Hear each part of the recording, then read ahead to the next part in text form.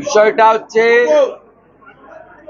মাননীয় অর্জুন সিং বিজেপির বলিষ্ঠ নেতা এবং প্রাক্তন সাংসদ, এবং ভাটপাড়া তার দুর্গ বা বিজেপির দুর্গ। এখানকার এমএলএ পবন সিং, এরা একটি নির্দিষ্ট সম্প্রদায়ের গুন্ডাদের নিয়ে, যাদের নামে লিখিত অভিযোগ হয়েছে, এই অর্জুন সিংজির বাড়ি মজদুর ভবন এবং এই এলাকায় মূলত বিজেপির সমর্থক সনাতনীদের রামনবমীর আগে আতঙ্কিত করার জন্য, যেহেতু অর্জুন সিংজি কয়েকদিন আগে বলেছেন এবারের রামনবমীতে পূর্বের সব রেকর্ড ভেঙে 4 লক্ষ হিন্দু লোক ধ্বজ নিয়ে বেরোবে, তাই খুব পরিকল্পিতভাবে আজ থেকেই সন্ত্রাস করেছে এবং এখানে তৃণমূলের চোর গুন্ডাদের প্রোটেকশন দেওয়ার জন্য মমতা ব্যানার্জি একটা পুলিশের আউটপোস্ট করে রেখেছেন। সেই আউটপোস্টের পাশেই একটা মজদুরের বাড়িতে বোম মারা হয়েছে। খুব সাধারণ খেটে খাওয়া মানুষজনের উপরে আক্রমণ করা হয়েছে, প্রাণহানির ঘটনা ঘটতে পারত।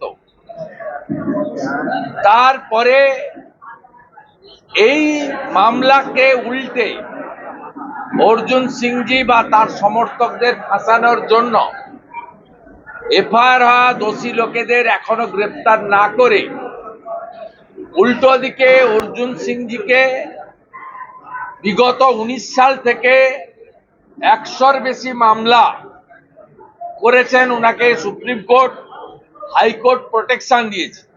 গত লোকসভা নির্বাচনের পর থেকে উনার হাউসওয়াইফ এবং উনার পুত্রকাম এমএলএ পবন, যার কোনো শত্রু আছে বলে তল্লাটে, আপনারাও জানেন না, আমিও জানি না। এত নম্র, বিনয়ী, মিষ্টভাষী, মিশুকে একজন এলাকার জনপ্রতিনিধি এবং উনার সুপুত্র, তাকেও মাঝে মাঝেই 3 ঘন্টা 4 ঘন্টার জন্য ভবানী ভবনে থানাতে ডেকে হ্যারাস করা হয়। এবং আমাদের কাছে নির্দিষ্ট তথ্য আছে, লন্ডন থেকে মমতা ব্যানার্জির নির্দেশে অর্জুন সিংজিকে মিথ্যে মামলায় ফাঁসানো, এমনকি গ্রেপ্তার করারও সাহস দেখাতে পারেন। আমি বিরোধী দলনেতা হিসেবে আমাদের এই সাংগঠনিক জেলার সভাপতি মনোজ ব্যানার্জি, রাজ্যের নেতা তাপস রায়, এলাকার এমএলএ পবন সিং পরিষ্কার হুঁশিয়ারি দিয়ে যেতে চাই, অবিলম্বে যে নির্দিষ্ট লোক ফিরোজ, সাদ্দাম, যাদের নামে এফআইআর হয়েছে, যদি গ্রেপ্তার না করেন তাহলে আমরা কমিশনারেট ঘেরাও যেমন করব, অর্জুন সিংজিকে যদি উত্ত্যক্ত করা হয়, গ্রেপ্তারের চেষ্টা হয়, আমরা ব্যারাকপুর শিল্পাঞ্চল জুড়ে বন্ধ হরতালের দিকেও যেতে বাধ্য হব। আমরা বিগত দিনে সুপ্রিম কোর্ট এবং হাইকোর্টের লড়াইতে অর্জুন সিংজিকে পূর্ণ আইনি সাহায্য দিয়েছি। আগামী দিনেও পুরো পশ্চিমবাংলার ভারতীয় জনতা পার্টি পরিবার আমরা অর্জুন সিংজির সঙ্গে আছি এবং আজকে আমরা 2টো স্পট ভিজিট করেছি, সাধারণ লোকের সঙ্গে কথা বলেছি এবং মমতা ব্যানার্জির নির্দেশ কার্যকর করলে পরিণতি খুব খারাপ হবে।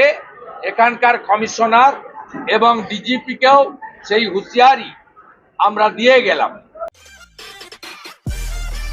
সব খবর সবার আগে পেতে আমাদের চ্যানেলটি সাবস্ক্রাইব করুন এবং পাশে থাকা বেল আইকনটিতে ক্লিক করুন, লাইক ও শেয়ার করুন।